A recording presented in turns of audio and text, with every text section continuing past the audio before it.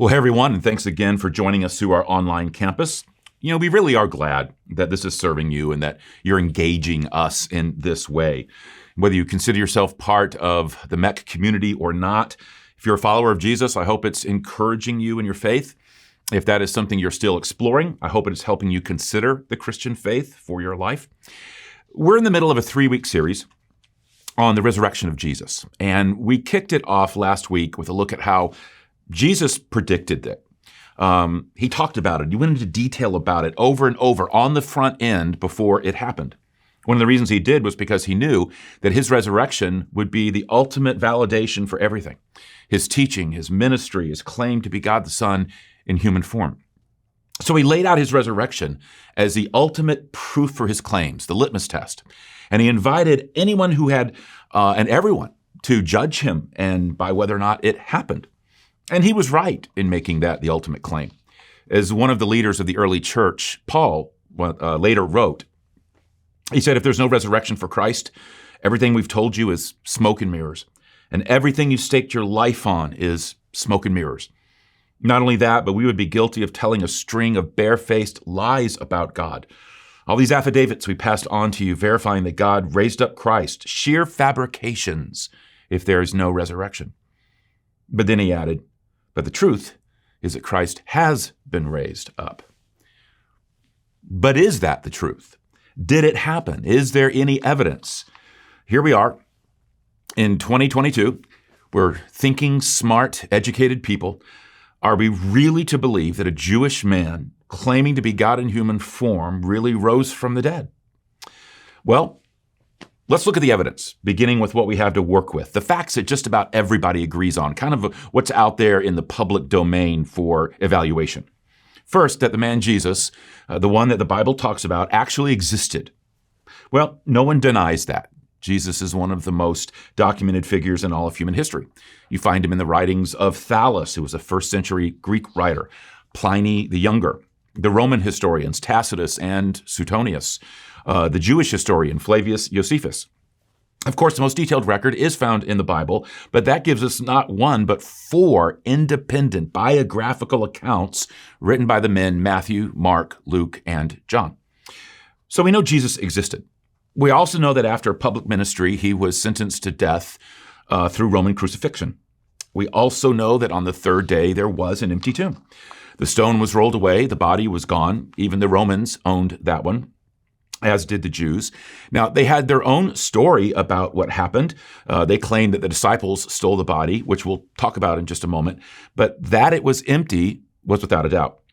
We also know that on the 3rd day after his crucifixion, his followers went running around the landscape claiming that they'd seen him, that he had rose from the dead. They'd seen him. They talked with him. They engaged with him. They touched him. Not just one of the disciples and not just a handful of the disciples, all of them. There are even records of witnesses numbering in groups of hundreds.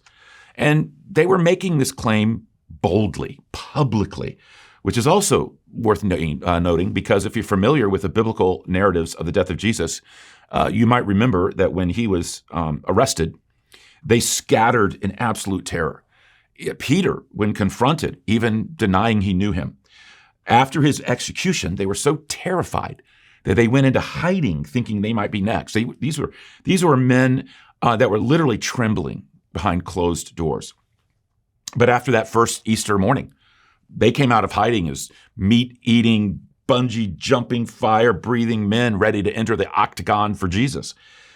And we know then, too, that the Christian movement burst onto the scene. By AD 100, there were around 7,500 followers. By the mid-300s, there were more than 30 million. And today, there are billions. It is the world's largest religious faith. Well, those are the basic facts that we have to work with. But something happened. You can't just write off Easter as a non-event. There was an event, one that changed lives and altered history. You may not buy that it was the resurrection of Jesus, but there were people back then who sure did. And there are people who buy it today. Thinking people, educated people, thoughtful people. Why? Well, put on your detective hat with me, and let's look at the evidence and the options that evidence gives us, and also the options that it takes off the table. The first option is that the disciples, the first early followers of Jesus, stole the body and then spread the idea that he rose from the dead.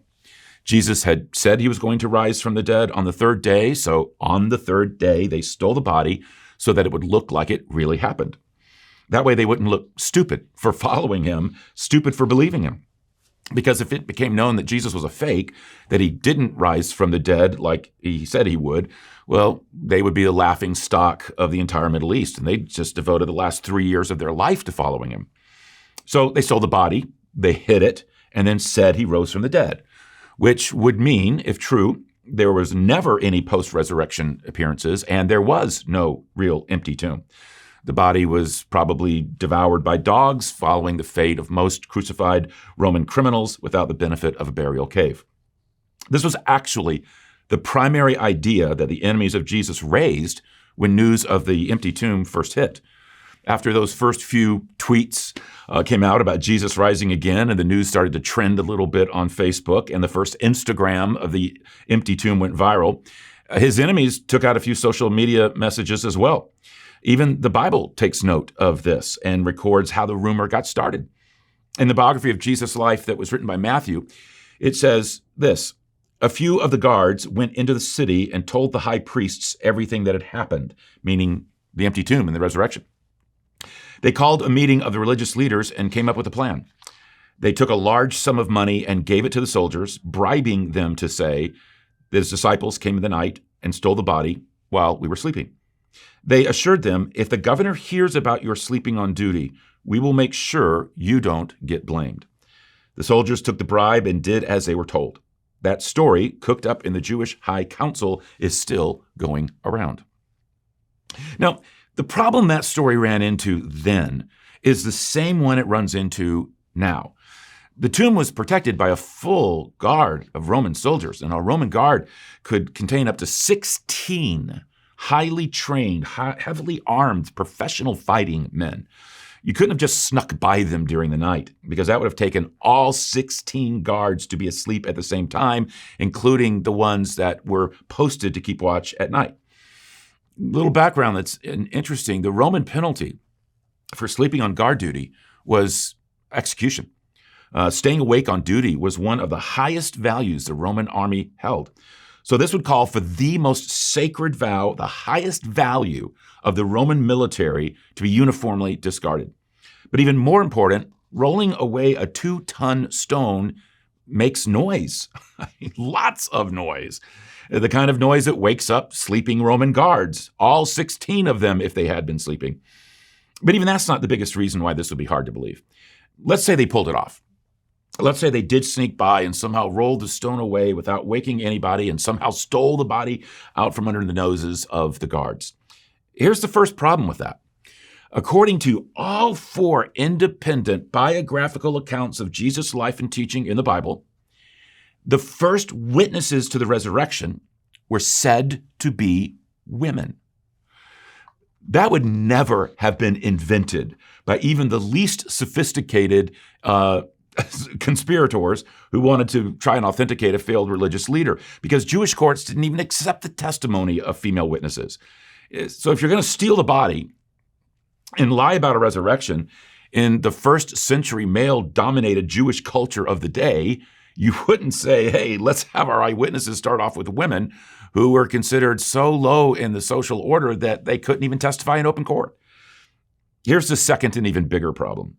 11 of the 12 disciples, who hypothetically stole the body and then lied about it, died martyr deaths, meaning they willingly, purposefully died for their story. They were killed for claiming to be eyewitnesses to the risen Jesus.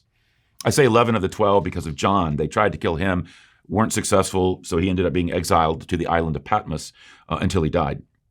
But think about this. Each of the disciples was faced with a decisive moment.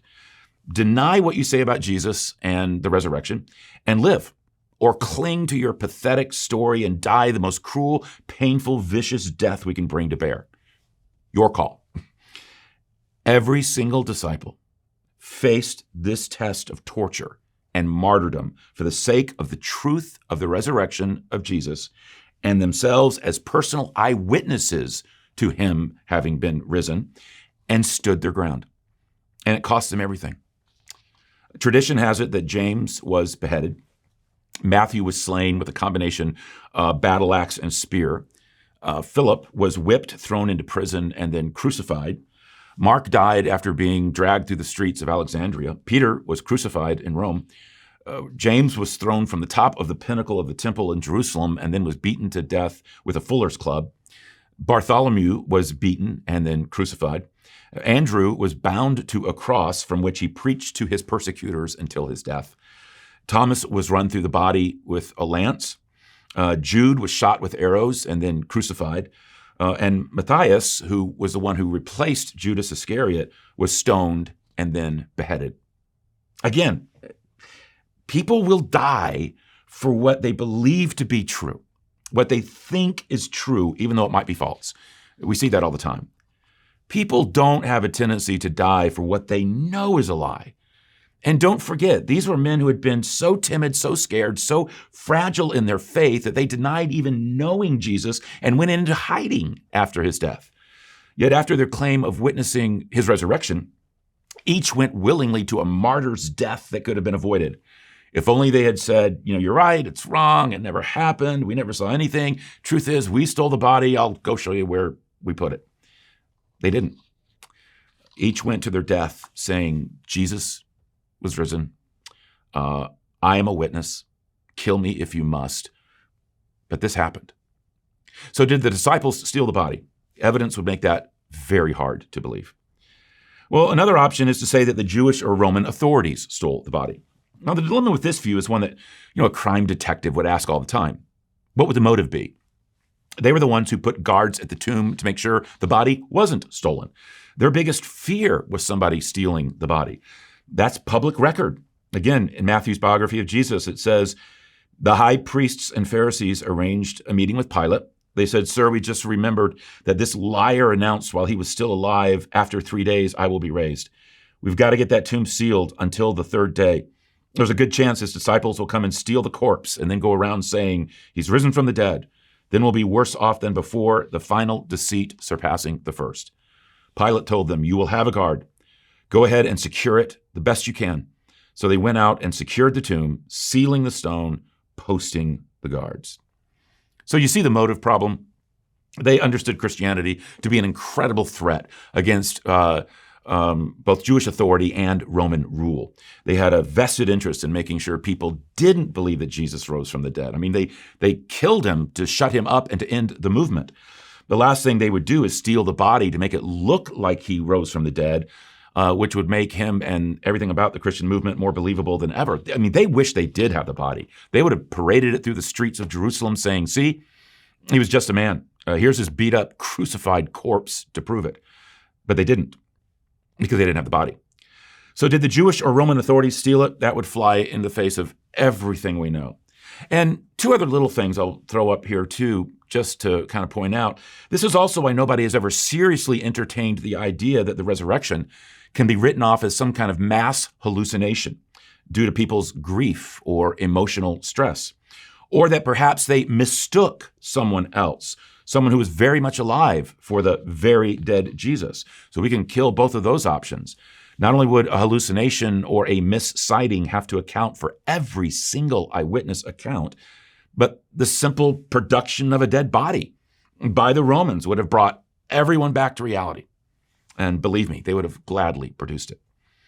Well, another option, which also doesn't attract that much attention from people who look carefully at the evidence, but let's go ahead and raise it so that we're thorough, is that the disciples just went to the wrong tomb. The thinking would be that they were nervous, they were worried, they were full of fear. It would have been a relatively easy thing for them to have simply made a mistake, gone to the wrong tomb, found that particular tomb empty, and then thought mistakenly that Jesus was alive.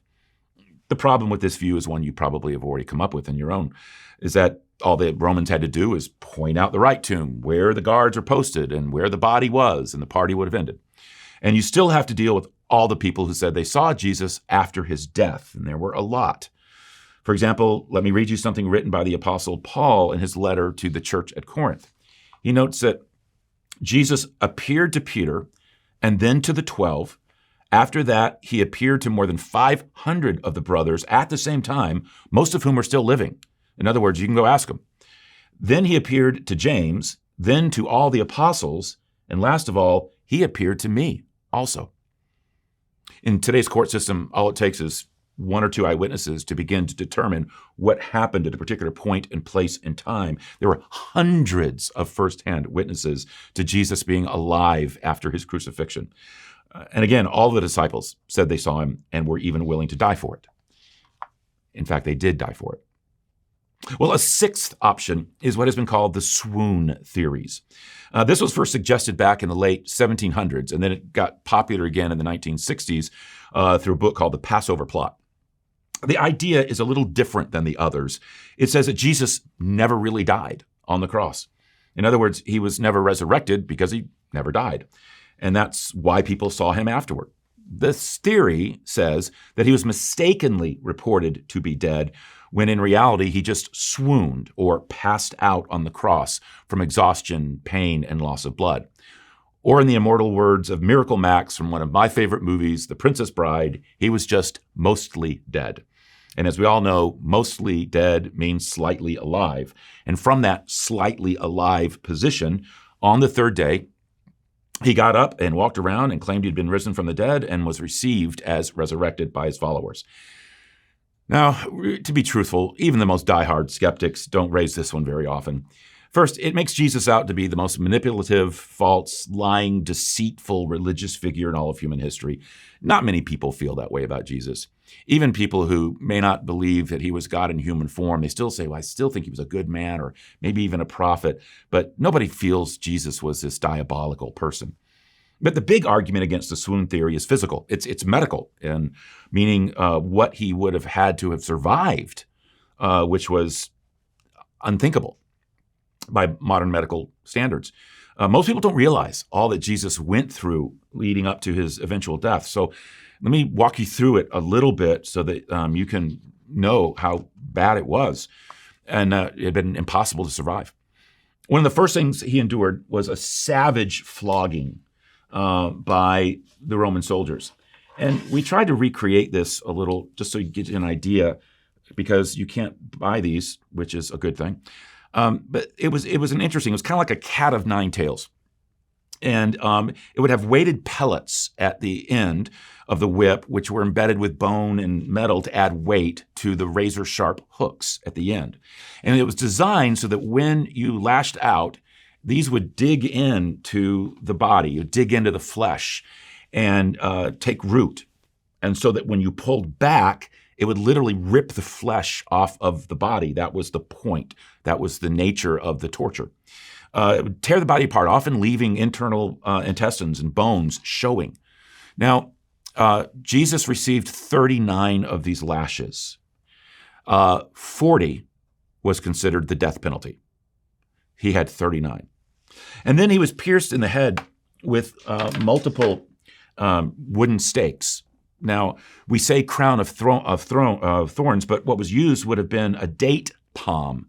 And the thorns were actually, and this is not a good representation, but these would have been really long spikes, 3 and 4 inches, and they would be driven into your skull. And literally, it says that they took it and they put it on his head and beat it into his head, making these stakes go in all that depth. And so that would be the equivalent of like driving it into the head as far as it would go. And that alone could have killed someone. And then he was made to drag the heavy wooden cross all the way up to Golgotha, which is where he was crucified, and until he collapsed and could carry it no further. I mean, physically, he was almost at death at that point. Couldn't even walk anymore. But then they nailed him to that cross. And when we talk about nailed, let's make sure that we don't romanticize that either. We're talking that it would have been driven right into his body, and you would have been driven right there, probably in his wrist. We're used to medieval art that shows the palm and the nail-scarred hands there in the palm, but the word used for hand really could represent anything from the hand up, the wrist up. And it would have been through the wrist, because that way he wouldn't have just ripped right through and ripped right off the cross through the body weight. And we have corpses that has been Archaeologists have found of people who were crucified during that Roman era, and we know that the bone, it did go through the wrist to keep the body up. And so it would have been also driven through the ankle, both wrists and the ankle, through the most painful nerves the human body has. In fact, as we talked about last week, that's where we get the word excruciating, which literally means from the cross. Pain that is so bad it can only come from crucifixion. And then he hung there on the cross until he essentially suffocated to death, because you had to push yourself up against, where your feet were, push yourself up on the heels to breathe, and you would eventually, just through exhaustion, not be able to push yourself up anymore, and then you would choke to death. Well, then he was pierced in the side with a lance and pronounced dead by Roman medical experts. For swoon theorists, this is what we're to believe happened next. That after he was laid in a tomb, damp tomb, in burial clothes and 75 pounds of burial spices, and going from Friday to Sunday without food, water, or medical attention of any kind, he suddenly popped up and said, I feel better. And then single-handedly rolled back a stone weighing thousands of pounds, and then also single-handedly, without any weapon, overpowered crack team of Rome's heavily armed, heavily armored elite fighting troops, up to 16 of them, and then started walking around, looking, acting, appearing as if physically nothing had happened. Just a few holes here and there, but otherwise none the worse for wear. As I've often thought, the resurrection is easier to believe than that. But even more telling is that medical experts, as you would imagine, have pored over the biblical record of Jesus' death. There was even an article in the Journal of the American Medical Association, the gold standard of medical research, titled On the Physical Death of Jesus Christ. Among the article's points is that the Bible records with great detail that when the spear pierced Jesus' side, both blood and water came out. Though the eyewitnesses who recorded that detail didn't know it at the time, that was a medically significant detail. It was a sign that the spear pierced the pericardium, which is the sac that surrounds the heart as well as the heart itself. And it's a description of the post-mortem separation of the blood into clot and serum, indicating that Jesus was truly medically dead. So let's add all this up. If the disciples didn't steal the body, the Jewish and Roman authorities didn't steal the body, there wasn't any kind of mass hallucination, it wasn't a case of mistaken identity, they didn't go to the wrong tomb, and Jesus didn't just pass out on the cross and get feeling better in a day or two, what option is left? Well, there's one last one. Jesus rose from the dead. He did what he said he was going to do because he was who he said he was. Now, I know you might be sitting there thinking, okay, time out. I don't care what the evidence points to. You're not going to back me into an intellectual corner on this. I don't care. Dead people don't rise. You're right. They don't. We know that now. They knew it then. But that's the point. That's what rocked their world. This is what startled N.T. Wright, who taught at both Cambridge and Oxford. I mentioned his work last week. In his massive 800-plus page academic treatise on the history surrounding the resurrection event of Jesus, which, by the way, at the end, he landed that it happened. He writes that no one would have thought up the resurrection because nobody believed such a thing possible. Nowhere in paganism, nowhere in Judaism, nowhere in any worldview or philosophy did anybody ever conceive, posit, contemplate, or even suggest that such a thing could or ever had taken place. And here was his conclusion. He said, the early Christians did not invent the empty tomb and the meetings or the sightings of the risen Jesus in order to explain a faith they already had. They developed that faith because of what they saw, because of what they experienced, because what they didn't think was going to happen or could happen did. Well, that's the evidence. And weighing that evidence is not just an intellectual game. We're talking about a man who claimed to be God himself, come to planet Earth in human form to call the world back to himself. And he's still calling the world back to himself, including you. And if this is true, there is nothing that will ever matter more to your life than where you stand in relationship with him. I mean, so here's my challenge to you. Don't blow this off. Don't blow this whole conversation off. The evidence demands a verdict. Make your call. As for me, next Sunday, I will be celebrating the resurrection of Jesus. And not just next Sunday. I celebrate it every day of my life because I came to my decision on this. And my verdict, based on the evidence, is that the resurrection of Jesus happened. And it validated everything he taught, everything he did, including everything he said he did for me. Well, let me end in a short prayer for you. Father, thank you so much for all that Jesus did, the torture he endured, that he didn't have to, but he did it for me.